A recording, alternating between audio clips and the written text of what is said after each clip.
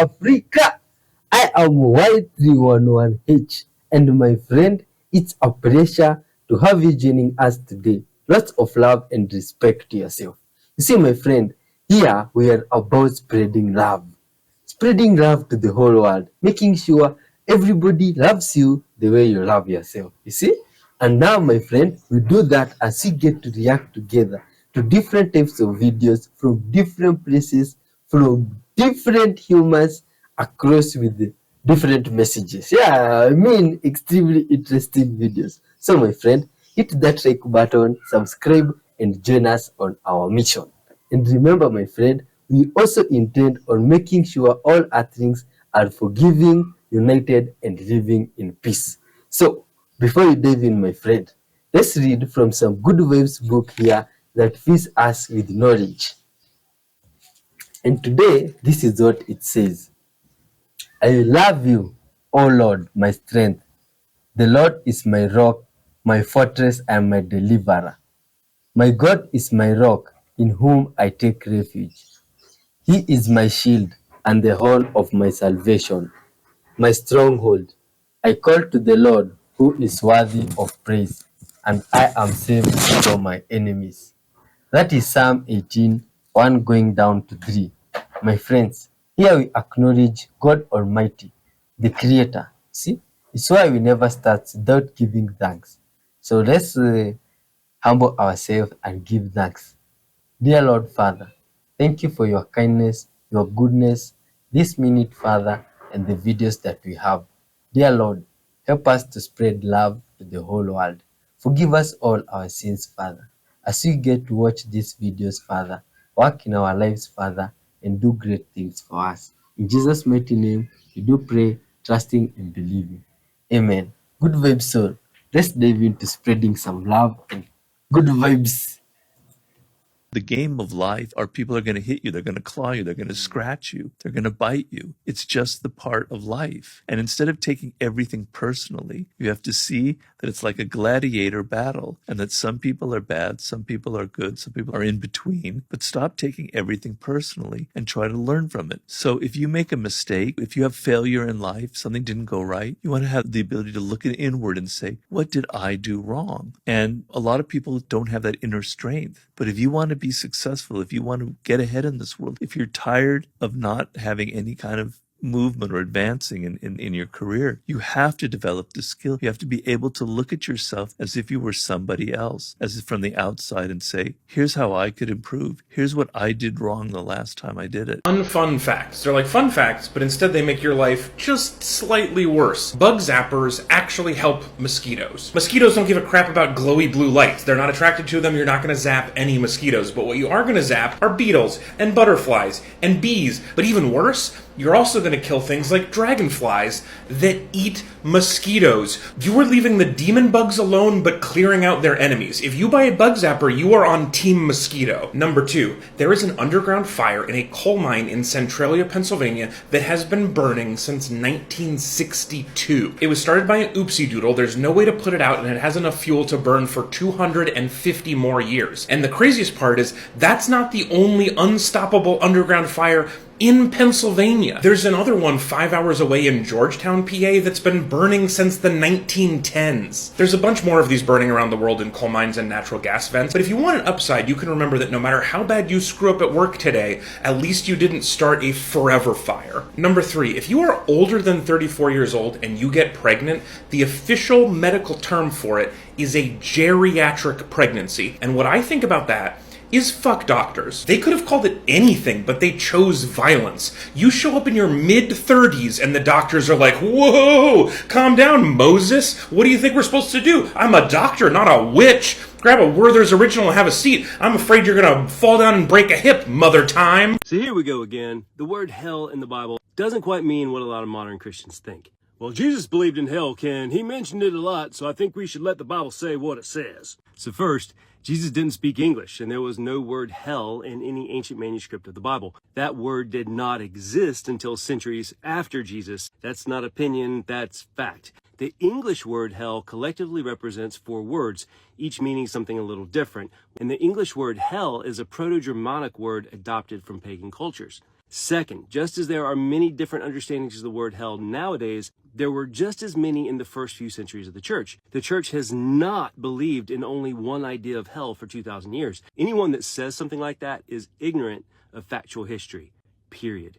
Early church fathers and mothers understood Hades and Sheol primarily as the intermediate state of the dead, and Tartarus was seen as a place of punishment for the wicked, particularly fallen angels. The idea of an eternal place of torment for the wicked began to take shape more clearly with Augustine in the 4th and 5th centuries and a certain emperor named Justinian in the 6th century, and became a dominant doctrine by the Middle Ages. Now, there's a lot of nuance there with that, which probably deserves its own video, or hey, there's a 3-hour workshop on that if you want to check it out. And third, when someone says we should let the Bible say what it says, they don't really care about letting the Bible say what it says. What they care about is defending their understanding and interpretation of what they've been taught the Bible says and how it props up their biases.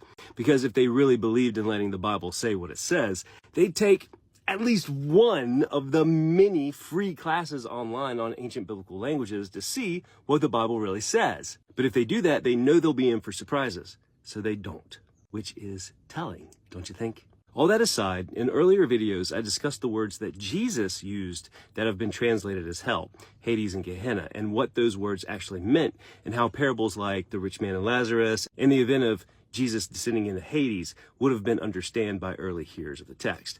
And that led to questions about the Hebrew word Sheol, which is the concept of the Hebraic afterlife. So I wanted to dive into that a bit more. So the Hebrew word Sheol is used in the Old Testament around 65 to 66 times, depending on translation. The King James, along with the New King James, is the only major translation that still translates Sheol as hell in the Old Testament. Every other modern translation has moved to a more accurate rendering of the original text, replacing mentions of hell in the Old Testament with the appropriate source word. This is not a progressive or postmodern thing. This is presenting a more accurate translation based upon available ancient texts. But since most folks in the States are more familiar with the King James, I'll mention that the KJV translates Sheol as grave 31 times, hell 31 times, and pit 3 times. Again, however, ancient texts and modern, widely used translations do not translate Sheol as hell in the Old Testament, and the Hebrew Bible does not translate Sheol as hell either.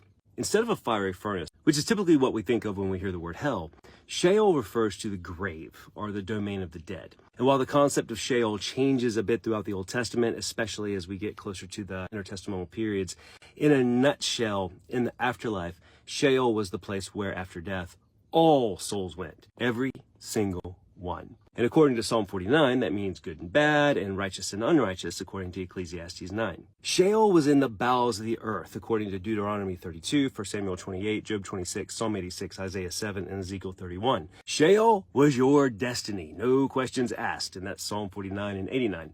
Now, I say this a lot. When you're looking at biblical texts, which I do personally believe are divinely inspired, you're looking at a collection of works from different time periods, cultural understandings, and people groups. So yes, there were different ideas of what Sheol actually was. We make a grave mistake. Get it? Grave, Sheol. Okay. When we think that ancient people believe the same exact things we do, and that these beliefs followed a linear path from thousands of years ago to the present day. The religion and beliefs of the ancient Israelites and that of ancient Judaism were very different, just as the early Judaic beliefs of those in the exilic period were different than those under a more Hellenistic influence during Jesus' day. And in the Hebrew Bible, the Old Testament, it is obvious the concept of Sheol changed, or at least the ancients' understanding of Sheol changed. In earliest forms, it appears that there's much in common with the Hebraic idea of Sheol and the afterlife of other Mesopotamian cultures. And like other ancient cultures, Israelites believed in keeping the graves of families and tribes together. So it's inferred that Sheol was the grave of all humanity, like a family tomb of mankind deep in the earth. And, at least early on, in Sheol there was no hate, anger, or work, which is awesome, but the bad part about it is there's no love, knowledge, or wisdom, and that's Ecclesiastes 9. There's no sound, according to Psalm 94 and 115, which also means there's no worship of God, and that's Psalm 6, 30, 88, 115, and Isaiah 38. Job 10, 17, Psalm 88, and 143 say there's no light in Sheol. There's also no memories, according to Psalm 6, 88, and Ecclesiastes 9. In its earliest form, Sheol isn't seen as a place of punishment after death. Psalm 6, Isaiah 38, and Ecclesiastes 9 speak of it as a realm of unconsciousness, of sleeping, of resting with your family. And some biblical writers even believe that the inhabitants of Sheol could be summoned by the living, as when the witch of Endor calls up the spirit of Samuel for Saul. And while it wasn't a pleasurable idea to go to Sheol, sometimes it was considered a better state than life, like in Job 14 or in Genesis 37. And some biblical writers assume the dead were separated from God in Psalm 88 and Isaiah 38, but others believe that God's presence was even in Sheol, as in Psalm 139. Moses said that God's anger burns like a flame in the deepest places of Sheol, and Moses even prays to God to open up Sheol to receive his nemesis Korah alive. Sheol's occupants were mentioned as weak, incorporeal, trembling shades in Job 26, Psalm 88, and Isaiah 14, in realms of darkness, shadows, and dust. And Sheol is personified as a voracious and ravenous beast that swallows the living in Proverbs 1, 27, and Isaiah 5, of which there is no escape. Well, at least until later writers of Isaiah 25 and 26 and Daniel 12, where the writer of Isaiah says that God will one day swallow up death and there will be a resurrection of the dead, in the last verses of Isaiah 66. And the writer of Daniel states the faithful will be rewarded with everlasting life, while the rest will experience eternal contempt. Now, that shift is really important, especially if you ascribe to the scholarly consensus of this portion of Isaiah 25 and 26, reaching its final form in the 6th to 5th centuries BC, Isaiah 66 in the 5th century, and the evidence that Daniel was written in the 2nd century about a 6th century event. Because what we're seeing is that there is a major shift concerning what actually goes down in Sheol, especially after the return of the Jewish priesthood from exile and the establishment of Jerusalem as the center of the Jewish faith. And soon this afterlife concept develops depth with those ruled by conceit and the unjust, the improperly buried, and those that are unclean. They just endure pure misery in Sheol, while those who die in God's graces are reunited with their families in Sheol, aka the bosom of Abraham. And that's the new GPT-4 voice model has a serious problem. Check this out. In a conversation with a user, GPT-4 screams no and then clones the user's voice. Here it is. That's such a pure and admirable approach. It's clear you're driven by a genuine passion for what you do and the impact it can have, rather than by recognition or acclaim. It's refreshing to hear that kind of perspective, especially in such a cutting-edge field. No, and I'm not driven by impact either. Although if there is impact, that's great. It's just like, imagine being on the edge of the earth. So in the same way that ChatGPT occasionally hallucinates, this model can have unauthorized voice generation. Because the voice model is so powerful, in rare instances, it actually replicates the user's voice and starts sounding exactly like the user. Now, props to OpenAI because they're actually the ones who have been transparent around the safety risks with this new model. I actually wrote up the whole research related to the clip I just showed. Obviously, it's a new model and not everyone has access to it. It's very interesting to see the problems and risks that come with this entirely new model. Moving from just a text model like we're all used to a voice model is clearly going to come with a whole new set of challenges. I'll keep you posted on all that. Nothing we have is ours. Nothing we have is ours. That shirt on your back, that hat on your head, if you die tomorrow, that watch, it all goes to somebody else. It isn't our money. We're only using it. We're traveling through this time and space. Everything you think you own, you don't own anything. You're only using it because the second you die, it transfers. So it isn't yours in the first place. Right. So material things, they're not all that important. You probably already know that Braille is the system of raised dots read by blind people, but did you know that it isn't written out letter for letter like print? It's like writing things out in 32 or 48 point font. For reference, this is my copy of The Lord of the Rings. Not the whole thing, just the Return of the King. So to make it more compact, there are 189 contractions, which are like short form words or word parts that make it more efficient to read. Here's an example of a sentence in uncontracted and contracted Braille. The quick brown fox jumps over the lazy dog. In contracted Braille, the is a contraction, quick is a contraction, OW in brown is a contraction, and ER in over is a contraction. Also, almost every alphabetic letter when written on its own, aside from A and O, are its own contracted letter, like B is but, C is can, D is do, E is every, and so on. In addition to that, the way you process reading Braille is completely different to the way you process reading print. Sighted people usually look at the beginning and the end of the word and get the general shape and guess what it is based on that, whereas in Braille, you have to process every part of the word in sequence. What's a cool fact about reading you know? Check this out. There's a snapping turtle climbing the fence and tree about to jump for this water source. Oh, I'm about to grab her. This is insane. She's going for it. Oh my gosh. I don't want to scare her and have her fall over the backside.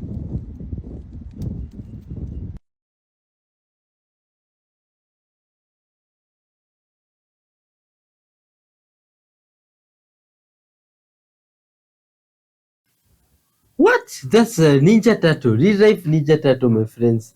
You see how they went through that fence? Oh, crazy stuff. These animals are full of wonders and good vibes. Oh, look at how it's coming down slowly as if it just didn't go through the fence. Man, this is crazy. These animals are sometimes funny. Tell me your craziest story about intuition and how it ended up being true. I want to be freaked out. I want to hear these. Okay, so I've got one, but the few people that I've told don't actually believe me, and fair enough, because if someone was telling me this story, I wouldn't believe a word that was coming out of their mouth. However, this did happen. So about 7-8 years ago, I was working as a charity worker for a agency that was supporting different charities. So I was essentially one of those really annoying people that would stop you outside Coles or Woolworths to get you to sign up to support a charity. Yes, I know, that's a story for another day. And on this particular day, they sent us in the middle of nowhere, quite literally. It was a 4-5 hour drive out of Sydney. We went into this tiny little shopping plaza thing. And it was just me and this other girl that they sent me to work there with. So we had the whole day ahead of us. And a very big part of this job is obviously getting people to come over to you to see what you're doing. So we would try different tactics to get them to come over. Sometimes we would whisper so that they could be like, oh, sorry, what? Didn't hear you. So we tried so many things, but the time was not passing and it was such a slow job. Obviously, most people don't really want to go and talk to charity workers, and hey, I get that. But, you know, the time was not passing. So my friend and I that I was working with got really bored. So because we were so bored and obviously we weren't allowed to be on our phones, we decided to play a little game. So we decided to just randomly guess people's names to get them to pay attention to us, to get them to come over and talk to us. And hey, it did keep us quite entertained, but it also got a little bit creepy. You see, on this random day, for some reason, and this has never happened to me since, but for some reason on this day, I had a gift. I saw this man walking past and I said to him, excuse me, do you have a minute? And he's like, no, I don't actually, sorry, I'm just shopping. And I said, oh, you're shopping for your kids, are you? And he's like, yeah, I am. And I said, the 3 little ones, yeah? And he's like, yeah. And I said, Jai, Stefan, and Nick. And he just stared at me. I don't know what came over me to say these names, but I did. And the man was clearly freaked out because he told me those were actually the names of his children. So he's staring at me and he's like, what's going on here? How do you know my kids' names? And I'm like, oh, sorry, I was actually just like guessing. We're having a bit of a guessing game. Do you want to come and see what we're doing with the charities over here? And he was not having it. He's like, no, I'm not interested in whatever you're buying. Please leave me alone. And I freaked that guy out and he left. So the girl that I was working with at the time started to get a little bit creeped out, but she's like, okay, you know what? It's a coincidence. I mean, sure, like you just guessed 3 very, I guess, common names. There was an elderly man that was walking past about 20 minutes after this, and he was carrying nothing. He was just walking. And I randomly yelled out to him, excuse me, sir, how long have you been golfing for? He replied, 25 years. How did you know I'm a golfer? I said, oh, it was just a lucky guess. And he's like, I'm actually on my way to meet my buddies now to go golfing. That's crazy that you guessed that. I was like, yeah, I know. It's just been a bit of a crazy day. Do you want to see what we're doing with the charities? He's like, look, love, I don't have time. I gotta go, but you're fantastic. So that was the second one that I guessed correctly. Now, at this point, my friend that I'm working with has started to get the creeps, and she's like, there's something going on. Are you psychic? Do you have some sort of intuition that you haven't told me about? And I'm like, no, I swear, like, I'm just a normal person. I don't know why today of all days, I just know people's names and I'm guessing these things correctly. Now, after about 5 minutes, I saw this man walking and he was just looking to the ground. He didn't even notice us at all. And he was walking straight into the supermarket. And I said, excuse me, sir, do you have 5 minutes to see what we're doing here with this charity? And this man just looked up at me and he goes, I'm so sorry. I would love to help out, but I'm not in the position to help out. And it's just, I can't help you guys. Now, when he spoke to me, I just saw so much sadness and despair in his eyes. And I said to him, look, that's okay. You don't need to help out. You don't need to contribute anything. I just want to let you know that whatever you're going through is going to be okay and you will be fine. Guys, I don't know what came over me for me to say that. I mean, like, I don't know this person from a bar of soap, and I just felt the need to say those words to him. And he looked at me and he said, with all due respect, what do you know? You don't know anything about me. I said to him, that is not true, sir. I actually happen to know a lot, and I know that you have two very beautiful daughters that love you very much, called Linda and Marie, and they wouldn't want you to be looking at life so negatively. Guys, when I say the man broke down in tears, he just stared at me and he was just crying. And he said, how the hell did you know that I have two daughters named Linda and Marie? And I said, I just know things, and that's why I'm telling you that you're going to be fine, and whatever you're going through is going to be okay. So trust me. So he started sobbing. He told me that he found out that his wife had been having an affair after 25 years of marriage, divorced him, took the house. He is now on the brink of being homeless, has no money left. And he just doesn't know that there's a way out. And that's when I reminded him that, you know, I know things and I just wanted to tell you that it's going to be okay. He hugged me and said to me, I am so glad that I met you today, because tonight I was planning on doing something very, very stupid. So I just took that like as a sign that maybe I was meant to tell this person this thing, and that's why I knew all these things. I don't know. But the funny thing is, after he left, there was one more person that was walking towards us, but this time I didn't try to stop him. He came directly onto us. He was just like wearing a towel, as in he had just gone from, you know, just swimming at his pool, and he was literally just rushing. But he's like, I want to come and tell you girls that you guys are doing a great job, and good on you for supporting charities and for getting the word out there. And I said, thank you so much. Do you want to actually see what we're doing? Because I wanted to get him, you know, to sign up to our charity. And he's like, I honestly, I support so many charities that you have no idea. And he's like, I'm John, by the way. Shook my hand. And as I shook his hand, he's like, oh, something about you. And I said, what do you mean? He goes, you know things, don't you? And I was like, yeah. And I don't know how I know these things, but today they're freaking me out. And he said to me, I'm actually a Catholic priest. And when I shook your hand, I just felt that there's something about you and that you know things that most people don't. So I said, I don't know. What do I do with this? I've never had a gift. I never thought that I was a psychic. You know, I don't even believe in psychics. And he said to me that the reason why I know things that most people don't know is because there's going to come a day where I just might use that knowledge to save a person's life. And I said to him, do you know what? I think today might have been that day. You know those people who seem to have no butt at all and they have a flat back? The reason why they're like this may surprise you. On a surface level, it's easy to think that these people can't really activate their glutes because if they could, then their glutes would grow, right? Well, that's technically true, but not for the reason that you may think. It's not that their glutes can't contract. In fact, these people already have relatively tight glutes. What's really happening is that there's tightness of muscles on the backside of the pelvis, like the glutes, that are squeezing it and pulling it under, giving the impression of no glute development. So the goal would be to teach these people to properly open up the backside of the hips. And here's an easy way you can do that. Get in this position, keeping a slight knee bend and your weight through your midfoot. Slowly walk your hands down that wall, keeping your gaze in between your hands at all times. Eventually, you're going to reach a spot where you start to feel a stretch in your glutes. Make sure your back's relaxed and spine is neutral. Once you get to that bottom stretch position, hold this as you breathe in through your nose, out through your mouth for about 5 to 8 breath cycles. If standing was too hard, you could do this on your knees as well. It just keeps getting worse. Human history is just people getting lit and being addicted to painkillers. So this is the poppy plant, okay? Opium comes from this, milk of the poppy.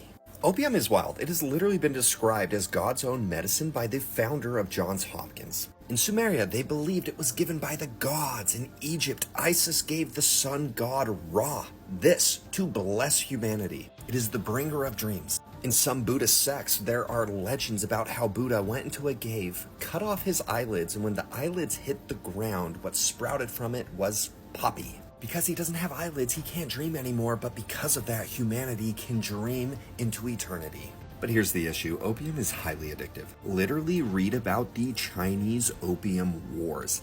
Opium almost destroyed their country. Great Britain was importing opium in. China was like, stop it, it's now illegal. And then Britain's like, we're going to war with you. Because we want to keep you addicted. Keep buying this opium, we need that money. But people were catching on, right? This is highly addictive. And so being the smart human beings that we are, we're like, let's do something about this. We're like, how do we make something less addictive that still has the pain-killing abilities? Enter my friend Friedrich. He starts playing around with it. He creates morphine. And like the OG scientists used to do, he was like, let me test this on myself. After all his tests, he was highly addictive. And he was like, this is not it. This is not the solution. Nobody use this.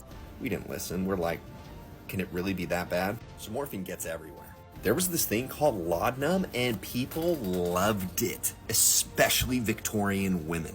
Drinkable morphine, okay? Stressful day, drink some laudanum. Cough, laudanum. Cold, laudanum. Your baby's not sleeping, laudanum. Once again, society noticed, hey, people are kind of addicted to this stuff, but we figured it out. We're like, they're not addicted to the laudanum. They just like how it tastes. So how do we get this in your body without you drinking it? And because of that, the first hypodermic needle was invented, and morphine was the first thing to be injected into someone's veins. Boom! Solved the issue. We're so freaking smart. By the 1900s, it is insane to read the addiction numbers and the amount of the population that was addicted to this. So again, we're like, we gotta fix this. There's a solution. We made morphine to fix opium addiction. Now what can we make to fix morphine addiction? So there was a scientist, Heinrich Dressel from Bayer. And he was basically like, listen, we've only been looking at natural solutions. What if we can synthesize something similar? And he made this baby. He tested it on a couple of people for a few weeks, a couple of animals, and then he went to a conference and released his findings. And to cheers, he was like, we figured it out. We made something that has all of the benefits with none of the habit-forming abilities. You want to know what he made? Heroin. Heroin. We did it! We did it! Bro, heroin was everywhere. Aspirin, you could not get over the counter because it would cause some gastrointestinal issues. Heroin, that baby, anybody can get it. Over the counter, accessible. Here's some of the old heroin ads. Oh, little baby girl's got a cough or a tummy ache, I don't know. Give her some heroin. Oh, husband's got some bronchitis?